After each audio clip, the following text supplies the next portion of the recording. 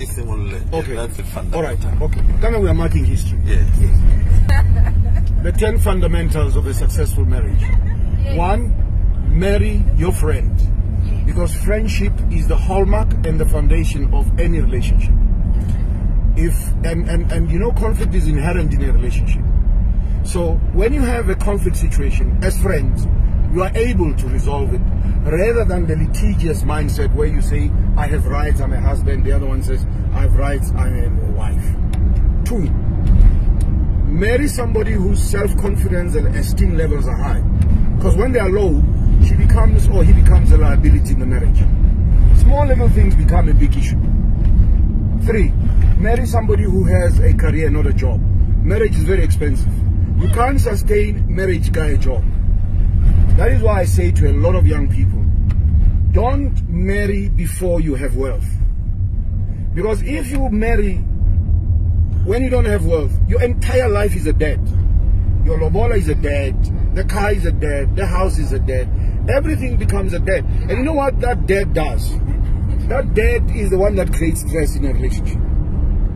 4, marry somebody who has a balance sheet. And when I talk balance sheet, I'm not talking physical things.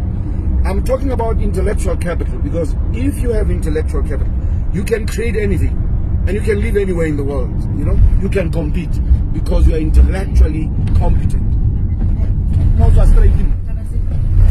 And then number 5, marry somebody who has basic values. Trust, respect, transparency. You know, in a marriage, somebody must be in a position to say, I'm sorry. You know, even when you're not wrong. Because you want what? You want peace. You want stability in a relationship. 6, marry somebody who believes in God. Don't marry an atheist. You know, marry somebody who believes in Momudimu. 7, marry somebody, especially a woman, who's got a social conscience. You know,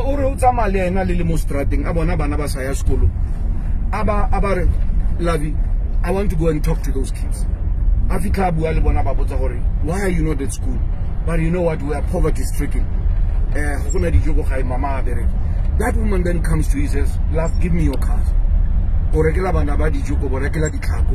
And we must give them money to go to school. Because number 8, you must have a life in a marriage. Because if you don't have a life, you're always going to be at home. And when the other partner wants because now I'm going to fulfill my life, right? I'm going to have my friends and I'm going to do everything. Number 9, spend much time with your partner. This thing here, the other partner as you, creates problems.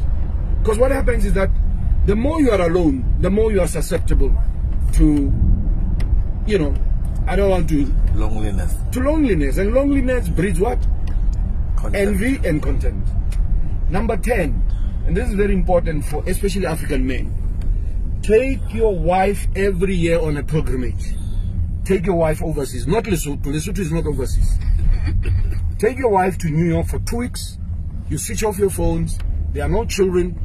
And guess what? When you come back, you are re-energized. Because then you start to realize how wonderful your partner is. I'm done. Wow, wow, wow, wow, wow! You know.